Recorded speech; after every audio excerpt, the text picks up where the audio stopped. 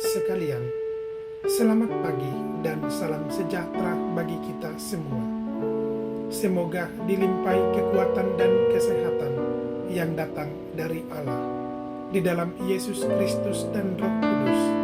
Kecaplah firman Allah dan renungan yang menyejukkan memasuki hari baru yang disediakan Tuhan bagi jemaat.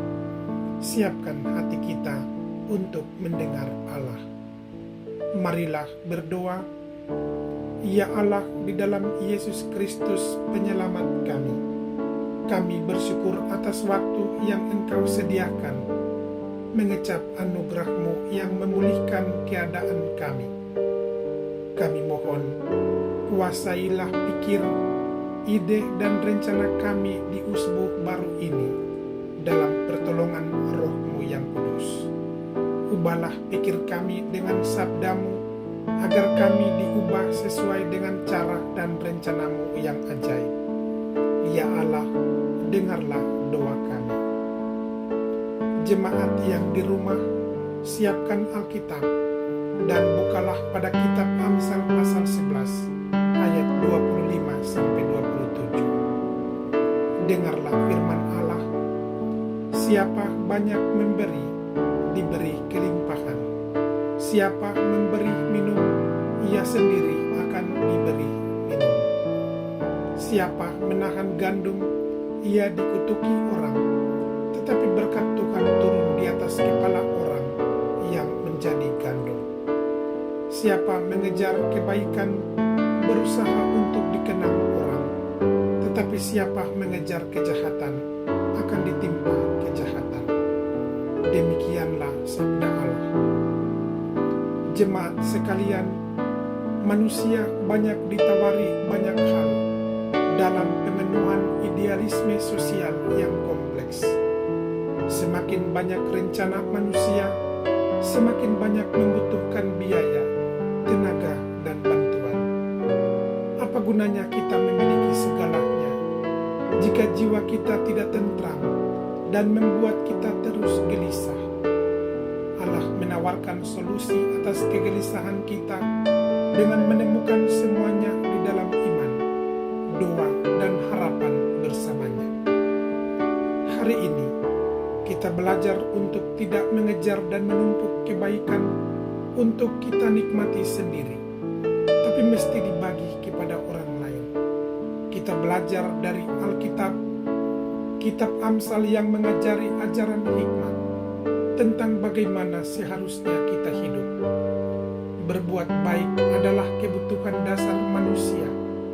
Kita semua mempunyai potensi berbuat baik, dan kita berbuat baik karena kita mempunyai sesuatu untuk dibagikan kepada orang lain.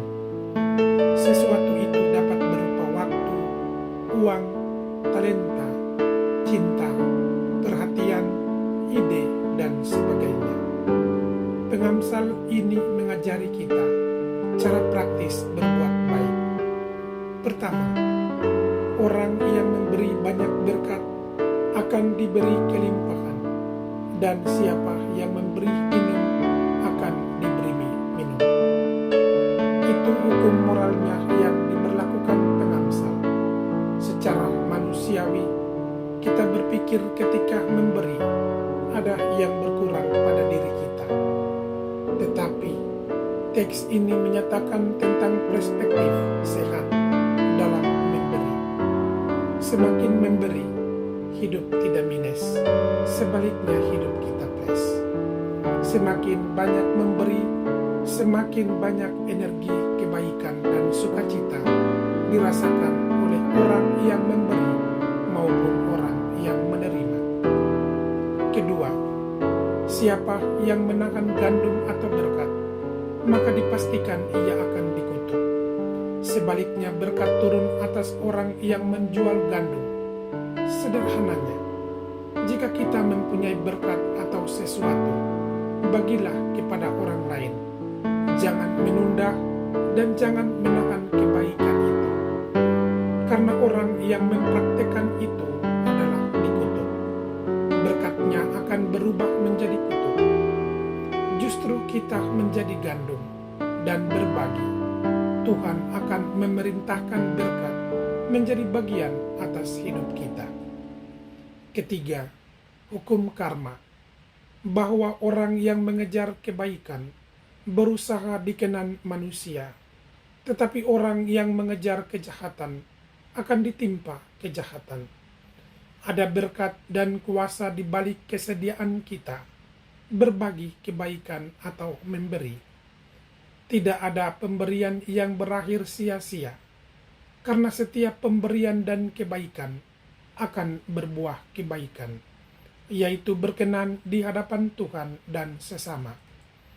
Buah kebaikan adalah kita mendapat kasih sayang dan perkenaan dari orang lain. Sebaliknya, ketika kita mengejar dan menabur kejahatan, maka kejahatan itu akan berbalik kepada kita. Intinya, kebaikan berbuah kebaikan dan kejahatan berbuah kejahatan. Selamat menabur dan berbagi kebaikan, maka hidup kita akan diberkati. Selama ada kesempatan berbuat baik, berbuat baiklah sebanyak-banyaknya, maka hidup kita akan menjadi channel berkat bagi banyak orang. Selamat menjalani pekan doa dan pembinaan di keluarga masing-masing. Yakinlah, berkat Tuhan telah tersedia bagi jemaat sekalian di usbu yang baru ini. Amin. Jemaat, marilah berdoa. Kami meminta otoritas-Mu, ya Allah, di dalam Yesus Kristus, kekuatan Roh Kudus atas perjalanan kehidupan kami sepanjang minggu ini. Dalam segala keadaan, kami meyakini sungguh bahwa kasih-Mu terlalu besar atas kedurhakaan kami. Ampunilah kami dalam cinta-Mu yang menghidupkan, dalam lawatan kasih-Mu membuat jiwa kami segar kembali. Dalam kemelut hidup yang mencekam, lingkupi kami dengan kasih-Mu yang menghadang kekuatan maut dan cobaan setan merasuk dan mempengaruhi tujuan hidup bersama-Mu. Ajarilah kami membiaskan damai-Mu bagi keluarga kami secara utuh, dan berilah kami kekuatan untuk menjaga semesta sebagai rumah hidup berkelanjutan. Biarlah terang kasih-Mu menuntun kami sebagai pemimpin, pemerintah, dan kepala keluarga di usbuh baru ini.